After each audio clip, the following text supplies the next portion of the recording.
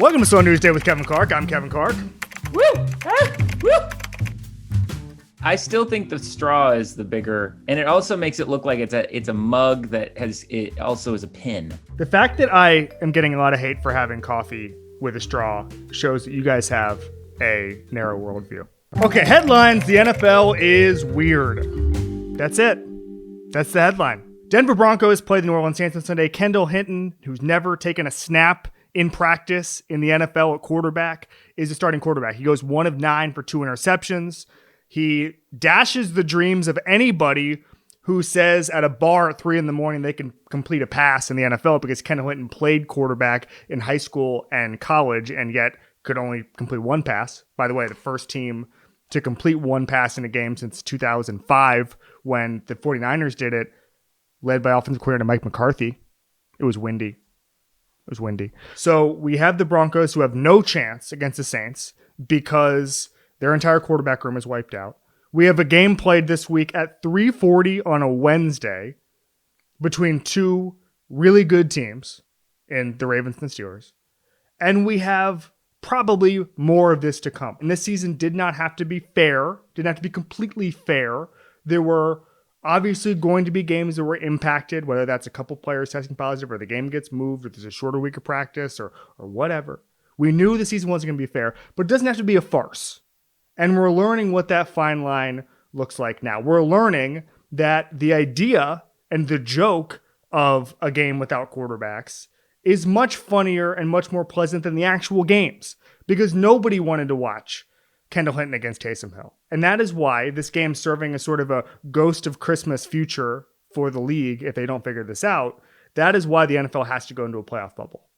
Maybe it starts in the divisional round. Maybe it starts in the conference championship game, whatever it is.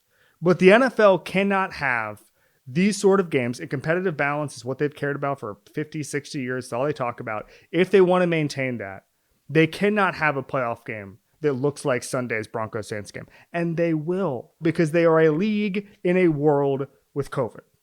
This is a global pandemic, and they will not be exempt because it's playoff time. If the NFL wants to have a legitimate season, if they want to have a Super Bowl in February, if they want to have every game played in a way that is not a joke, they have to do this. It is time. They have to draw the plans up. It's the only option. Are you watching any TV right now that's good for the folks? Any Rex right now? Yeah, I watch a lot of football. I'll have to watch Undisputed every day. Really?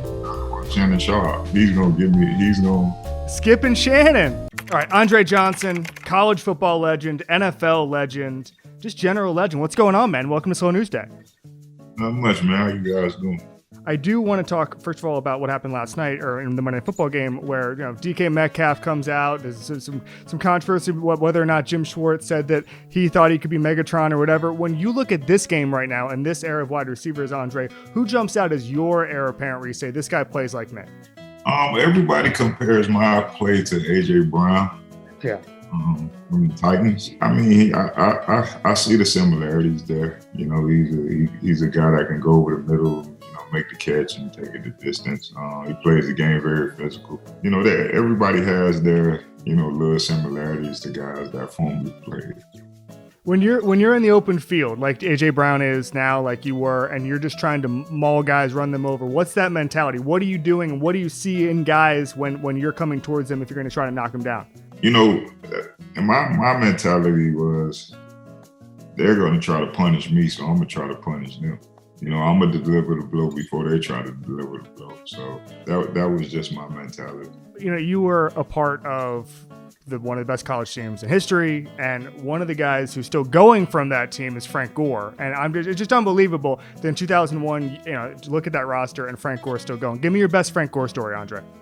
Or any of those running backs back then, when that crew was together. I mean, that was Clinton Portis, that was Willis McGahee. That was a crew back then. Yeah, I think the funny thing about Frank was, especially on the field, was they would put Frank in the game, and Frank would rush for 100 yards so quick, and we'd be sitting on the sideline, we'd watch him run, and we'd be like, man, you go in the locker room after the game, look at the stats, and Frank has put up 100 yards, and we was only out there for maybe a quarter, he used to be like frustrated, so mad because he used to want to get in the game so bad, but we were so deep on that team that, you just had to wait your turn, Were those practices the most unbelievable things you've ever seen? Just all that talent? Most competitive practices I've ever seen, like I've ever been a part of. I remember when I was there and the scouts used to come and even the scouts used to say, they was like, we've never seen like practices like this. Like, I mean, you had all pros going against all pros. And yeah. Does it piss you off now when you see people compare like an Alabama now or an LSU last year to those Miami teams? Because do you think that that Miami team was just on another level? I don't think you'll ever see that many guys, first round picks on one. I mean, let alone first round picks, just that many guys drafted off one team. I mean, you look at, God rest his soul, Sean Taylor wasn't even playing. He was a special team. And Kellen Winslow, special teams guy. Antrell Rose, special teams guy. Like, I could go on and on, but I sometimes I sit and I think about it and I'm just like, man, we really had all these guys on like one team. You were obviously a Houston Texans superstar. That team's in a bad place right now. I mean, objectively, starting with the DeAndre Hopkins trade, or even before that, maybe things have not been good. They fired Bill O'Brien. If you are trying to fix the Texans right now, what are you doing? How are we saving Deshaun Watson, Andre? You have to, just put the right guys in place to make sure the organization is headed in the right direction. And that starts with hiring a general manager and a head coach. So, if you get the right people in there who he's comfortable with their new scheme or whatever it is they're going to install, then I think you're headed in the right direction.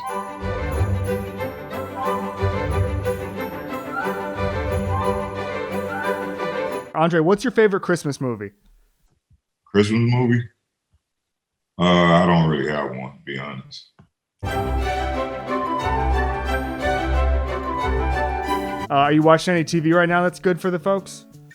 Any recs right now? Yeah, I watch a lot of football. I'll have to watch Undisputed every day. Really? I watch Shannon Sharp. He's gonna Skip and Shannon. Is that your favorite TV show? Watch it. I record it. Like, I have to watch it. I watch it every day. That's amazing. It's a good show. So why do you like it? Shannon, man. Shannon's just, he's a character. I love how he, goes at Skip. I love it. It's just the way it's grown from, like, just with the memes on Instagram and all that stuff, man. It's hilarious. All right, it's time for your horoscope. Andre, what day were you born? July 11th. All right, you're a Cancer. The moon's influence on the tides has made for more diversity than otherwise possible. Someone orbiting you will have a similarly favorable influence. I don't know what this means, Andre. I guess it means someone in your life is going to have a favorable influence on you. I guess, I don't know. I don't know. These horoscopes are getting worse and worse, Andre. I can't even read them now. Every single week we get worse and worse. All right, we do one more thing, Andre. We call it Club Kevin. It's just whoever in the world crushed it this week. Who has been your favorite person in the last week that has done something really good? And it could be Shannon Sharp. Tyreek Hill crushed it. Yes, he did. When you watch Tyreek Hill, what do you see? I'm just amazed at how much he's grown into a wide receiver. Like, because he came in as just a return guy. I think right now he's probably playing the best at the wide receiver position. All right, let's get you out of here on this. Tell us what you're doing with Crown Royal. I'm teamed up with Crown Royal for their water break campaign. With liquor prices and things like that. Sales, skyrocketing during this pandemic. We're just encouraging people, just to drink responsibly and take water breaks, in between those times. Love it. Andre Johnson, thank you for coming on Slow News Day. All right, thank you.